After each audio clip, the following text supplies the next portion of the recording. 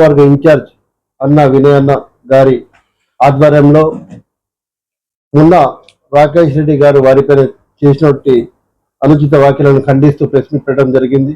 అందులో భాగంగా కాంగ్రెస్ సీనియర్ నాయకులు అందరూ ఇక్కడ హాజరు జరిగింది. అలాగే ప్రెస్ మిత్రులు కూడా అందరు వచ్చారు.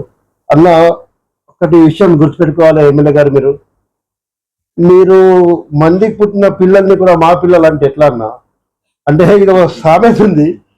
ఇప్పుడు బిర్యానీ తెచ్చిన పైసలు నేను తెచ్చిన అన్నాడు, నువ్వు ఎట్లా అంటావు?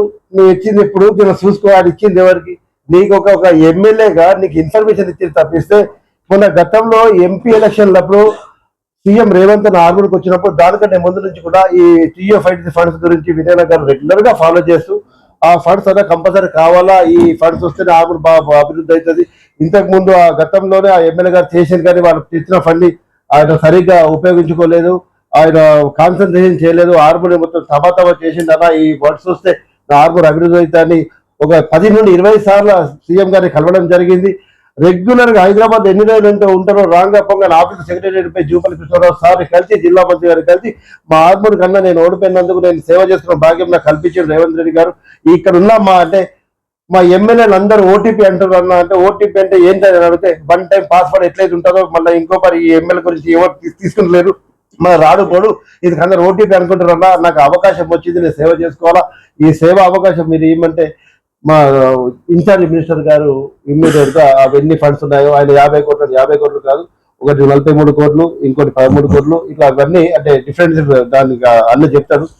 అంటే వర్కుల వైజ్ గా ఆయన పెట్టే సాంకేతిక చెప్పిస్తే ఏదో టూత్ పాలిష్ లీడర్ తీసుకొని నేను పెట్టాను చెప్తాడు, బడాయిలు కొట్టుడు, అరే ఏడకూడదు కొబ్బరికాయ, ఏడకూడదు నువ్వు కొబ్బరికాయ, నువ్వు తెచ్చిన పైసలు కొబ్బరికాయలు కొట్టు. దాని తర్వాత మాట్లాడు అమృత్ 2 స్కీమ్ కింద ఈ రోజు అడ్డగారి కృషి కావాలా అంటే ఒక ప్రణాళిక ప్రకారము అంటే రానున్న 50 సంవత్సరాలకు నీటి సరిపోయే స్కీమ్ ని వాళ్ళంటారు మా సెంట్రల్ గవర్నమెంట్ అంటే స్టేట్ గవర్నమెంట్ మ్యాచింగ్ దానిలో ఎంత చూడండి 40-60% అలా. గత ప్రభుత్వము ఒక రూపాయి ఇవ్వకున్నా కూడా ఈ రేవంత్ ప్రభుత్వం వచ్చిన తర్వాత, కాంగ్రెస్ ప్రభుత్వం వచ్చిన తర్వాత ప్రతి కాన్స్టిట్యూన్సీ డెవలప్ చేయాలా, తాగునీటి సమస్య ఇప్పుడు రాకుండా ఒక 50 సంవత్సరాల దృష్టి ఉంచుకొని దానికి ఈరోజు 60% నిధులు స్టేట్ గవర్నమెంట్ మ్యాచింగ్ ఫండ్ ఇచ్చింది.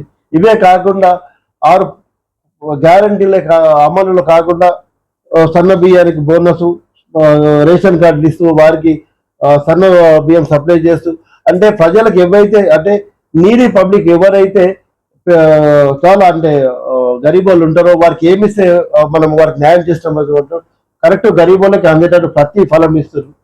ఇవాళ అన్ని చేయలేకుండా కాంగ్రెస్ ప్రభుత్వాన్ని బద్దం చేస్తూ మా విలేజ్ని బద్దం చేస్తున్నావు. నువ్వు ఒకటి ఎమ్మెల్యేని మర్చిపోతున్నావు అన్నా. 30 సంవత్సరాల ముందు నువ్వు బస్ స్టాండ్ ముంగట ఏమైనా చేసినావు, బస్ టికెట్లు అమ్ముకున్నట్టు నువ్వు మళ్ళీ ఇయ్యాల కూడా అదే అనుకుంటున్నావు పదే అంటే నువ్వు ఇవాళ 30 సంవత్సరాల్లో ఎంతపై నువ్వు ఏం పని చేస్తావో వీళ్ళ కూడా అట్లనే మాట్లాడుతున్నావు. నువ్వు ఇలా ఎమ్మెల్యేని మర్చిపోతున్నావు. ఒకసారి నువ్వు రికగ్నైజ్ చేసుకో నువ్వు ఎమ్మెల్యేవని.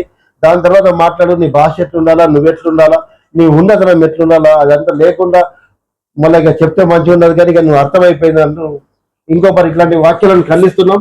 దీని తర్వాత పరిణామాలు కూడా బాగా సీరియస్గా ఉంటాయి. నీకు దమ్ముంటే అభివృద్ధిలో పోటీపడు, తప్పిస్తే వట్టి పోగన్నా నువ్వు ఓటీపీ అంతేగా. నీకు నెక్స్ట్ టైం ఏమి ఉండదు. ఓటీపీ అంటారు. ఒకసారి నువ్వు కూడా సర్వే చేపించుకో, ప్రజలు నీ గురించి ఏమనుకుంటారు అని. ఈ ఓటీపీ అనేది చాలా ఫేస్బుక్ లో దీనిలో మనకు దేని మెసేజ్ లో వస్తుంది. కానీ ఇప్పుడు ఆర్మూర్ ప్రజల డోట్లో అయిపోయింది. అరే మా ఎమ్మెల్యే ఓటీపీ అన్నట్టు అయిపోయిందన్న. నువ్వు ఒకసారి చూసుకో. ఈ అవకాశం ఇచ్చిన ప్రజలందరికీ thanks for watching. Like, share and subscribe.